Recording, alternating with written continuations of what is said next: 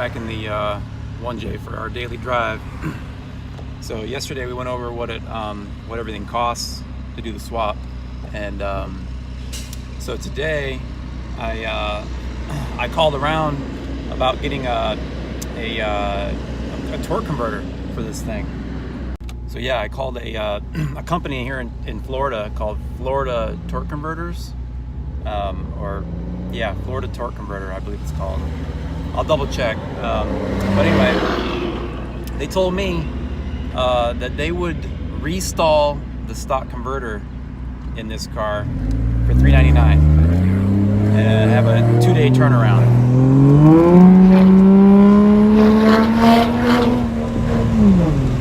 So that sounds like a pretty good deal. I don't know. I've looked at on ATF website, induction performance website, and they're all over $1,000. So I think I may give this a shot. I mean, it's $400. If it works, great. If it doesn't, I mean, I don't know. This might be a mistake to do it, to go the cheap route. I don't know, but not a lot of people service these converters. So, all right, well, we'll see. I'm gonna try that. I'm gonna order a 410 gear for this thing. We're gonna put that in, and we're gonna try and get these 60 foot down. It's really holding this thing back. I know that if I can get that 60 foot into the 1.5 range, our ET is going to be way better. So yeah, we're going to order that and get that in, and I'll make a video on changing the gear out. When I do the torque converter, the car is going to be down for a little, maybe a week or so. They said that the turnaround time is 2 days, so that's pretty good to restall a converter. And I'll make a video on installing that and all that. So yeah, I rewatched my video where I taking the car down the track, and what I noticed was that it definitely needs more gear, because if you watch the video, you can see the car going through the traps only halfway through third gear. So in drag racing, what you really want is you want to be topping out in whatever gear you want to finish the quarter mile or eighth mile, whatever. You want to be topping out in that gear. So when you go through the traps, you're almost hitting rev limiter in that gear.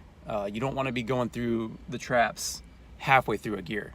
So I definitely need either a 410 or a 430 gear. I'm not 100% sure. So I think we're going to try a 410.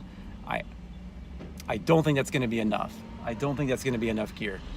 But I also drive this car on the street every day. So I don't want to be, going down 65 miles an hour down the highway at 4,500 RPM. That's going to kill my gas mileage. It's just, I want to keep it streetable. So we're going to try 410, and we'll go from there. So yeah, that's kind of the point of when you build a car. You want to maximize your combo. You want to maximize what you get out of the car. Don't just start throwing money at in parts at to make more power. Utilize the power you have and work around it as far as lightening your car. Make your car lighter, maximizing the gear ratio, like we're gonna do the torque converter. To get the most out of what you have. So a lot of people just say, let me just, throw more boost at it. Let me just, throw more money. Let me put a, bigger turbo. Let me do that. Well, yeah, that's going to make more power, but there's a lot more that goes into good ETs, okay? Horsepower numbers is just one thing, and dyno numbers is just one thing, but dyno numbers and horsepower numbers and all that doesn't necessarily equate to good times at the track, okay? This car runs 1260 in the quarter, and it makes 300 horse, okay? there's you know, Coyote GTs that were running 13.0s, you know, and they make 430 horsepower, you know, the new Coyotes.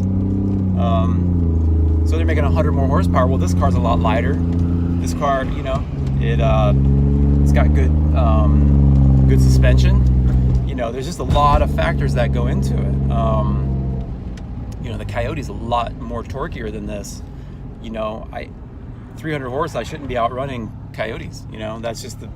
But anyway, my point being is that, you know, you can get a lot out of your, you know, what you have if you just, you know, tweak little things. You know, work on your gear ratios, work on your you know, your driving.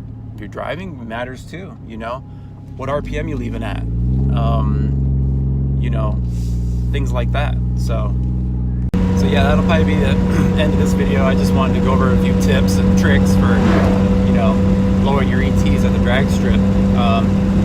It's not all about horsepower. So, you know, get out there and work on your suspension, work on your gear ratios, work on your, you know, your staging, your starting line, you know, leaving the starting line with the right RPM, stuff like that. So anyway, hope you guys learned something. That's what I try to do every day, is just, you know, give some tips and tricks, and hopefully you get something out of it. That's one of the main reasons I do these videos, is just to kind of share my knowledge of what I've learned over the years. So, but yeah, I will check you guys next time. Like, share, and subscribe. See ya.